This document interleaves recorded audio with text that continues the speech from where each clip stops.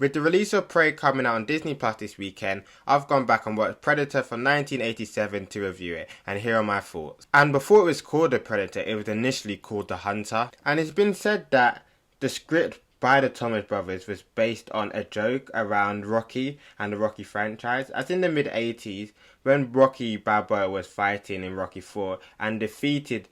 Ivan Drago. It was said who would his next opponent be for Rocky 5,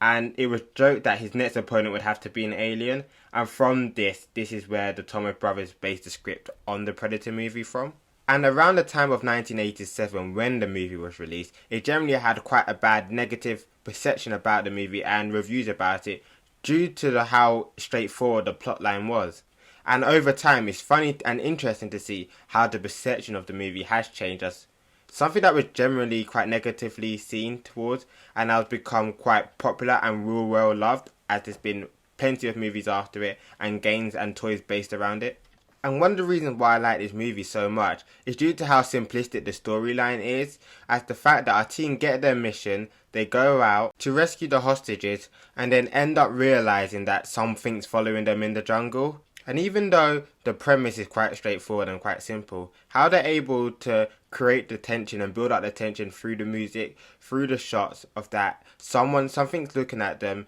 through the bodies that they find throughout the jungle, is really good in building up the tension before we even get to see the Predator. And also how they handle the Predator as a character in this movie, I thought it worked really well. And also considering all the trouble that they had in production with the Predator and the costume in general, I thought it worked out quite well on screen. As initially, Jean-Claude Van Damme was chosen to play the Predator due to his martial arts background and was going to use his martial arts skills in the movie and also his agility throughout the movie to move with the Predator and also make him an agile hunter. However, due to the Predator's suit being so clumsy, so clunky and hot and sweaty there, made it quite uncomfortable for him to work in, then ended up replacing him with Kevin Peter Hall, who was 7'2" and was used to playing those monster roles and just finished doing the movie Harry and the Hendersons. However, he also had problems with the suit, and recalling saying that he was quite hard to act in the suit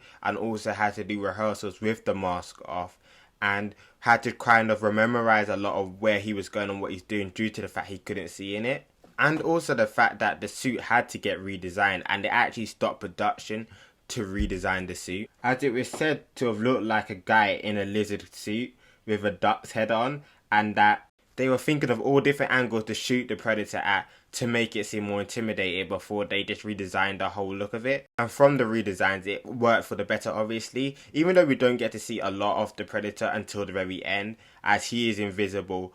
and we're seen from his point of view for most of it when we do see him.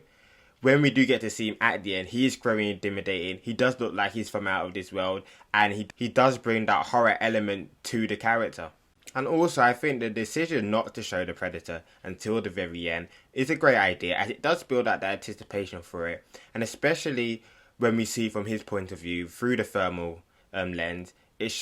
does bring a bit more of the element that the commanders are being hunted and are prey to the Predator due to the fact that he's right there but they can't see him, they don't know anything about him, and it's more like a snake in the sense of the way he moves and the way he's able to see them without them seeing him, and also with him being invisible adds the intrigue of who the Predator actually is and what's actually hunting them, as we can just see the outline. As it takes about 42 minutes to actually see what the Predator looks like when he's actually healing himself. And then another proper look at the character fully at the end when it's him against Arnold when they're having that one-on-one fight. And even though the movie is quite fast-paced in the terms of what's happening throughout it, different clues, different situations that are happening, it doesn't take until like the 45th minute till we actually see the Predator kill someone for the first time in the group, in Shane's Black character as Hawkins.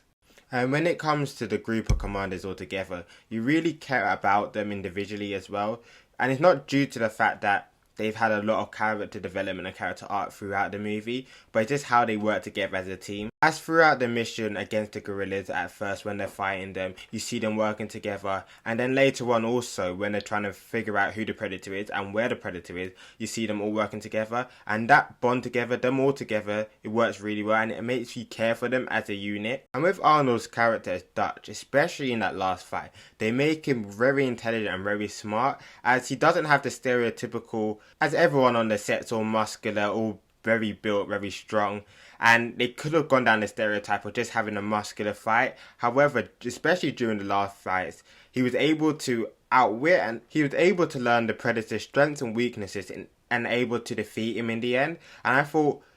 as he's the commander, as he's the leader of that group, the way they were able to show that, especially in the last fight, was quite well done. And what this movie done was able to bring out the strengths in what Arnold normally does in his acting roles and incorporate it into this movie to make it even better, make him stand out more throughout this role in the movie. And moving on into some of the negatives, a lot of the special effects don't really hold up to nowadays as it was done in or released in 87. And also the characters don't really have much development and don't have a personality of a sense in general and are just more of the collectives. But I think that works for the type of movie this is going for, as you're still able to care for the characters, as I said earlier. So let me know down below in the comments what your thoughts are on the Predator movie, and later on in the week I'll have a review for the Prey movie that's coming out. So thank you for watching.